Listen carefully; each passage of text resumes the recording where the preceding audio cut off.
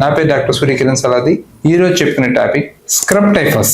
దీన్నే bush typhus అంటాం. సాధారణంగా తెలుగు రాష్ట్రాల్లో ప్రస్తుతం చాలా రకాలుగా దీనివల్ల చాలా ఇబ్బంది ఉంది అని మనం వింటున్నాం. ఈ స్క్రబ్ టైఫస్ అనేది మనకి ఒక బ్యాక్టీరియా వల్ల వస్తుంది అనమాట. దీని పేరు ఓరియాంటియా సుసిగాంషి.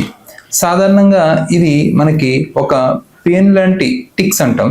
ఆ పెయిన్ లాంటిది దానికి ఈ బ్యాక్టీరియా అతుక్కుని ఉంటుంది. ఎప్పుడైతే మనకు ఆ పురుగు కొడుతుందో అప్పుడు మనకి ఈ యొక్క స్క్రబ్ టైఫస్ డెవలప్ అయ్యే అవకాశం ఉంటుంది. చాలా మంది స్క్రబ్ టైఫస్ అంటే దీనివల్ల ప్రాణాంతకం అయిపోతుంది, చాలా ఇబ్బంది అయిపోతుంది అని చాలా వరకు ప్యానిక్ అయిపోతూ ఉంటారు.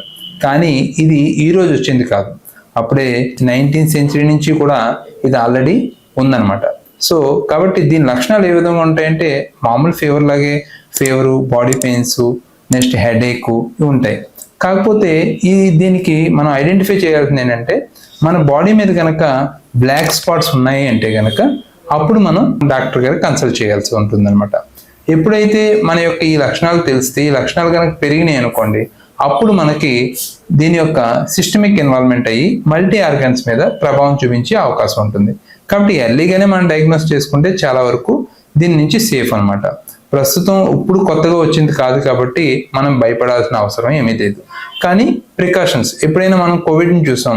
కోవిడ్లో మనకి ఏమైంది, వ్యాధి నిరోధశక్తి ఎవరైతే తక్కువ ఉందో వాళ్ళకి ఇబ్బంది వచ్చింది. అలాగే ఎప్పుడైనా కానీ ఏదైనా ప్రాబ్లం వ్యాధి నిరోధశక్తి తక్కువ ఉన్న వాళ్ళకే ఎక్కువ వచ్చే అవకాశం ఉంటుంది. కాబట్టి మనం వ్యాధి నిరోధశక్తి పెంచుకోవడానికి చక్కటి ఆహారం, సరైన నిద్ర, సరైన వ్యాయామం, పోషక విలువలు ఉన్న ఆహారం తీసుకోవడం చేసుకుంటే కనుక ఈ స్క్రబ్ టైఫస్ నుంచి కూడా మనం చాలా వరకు ముందుకు వెళ్ళిపోవచ్చు.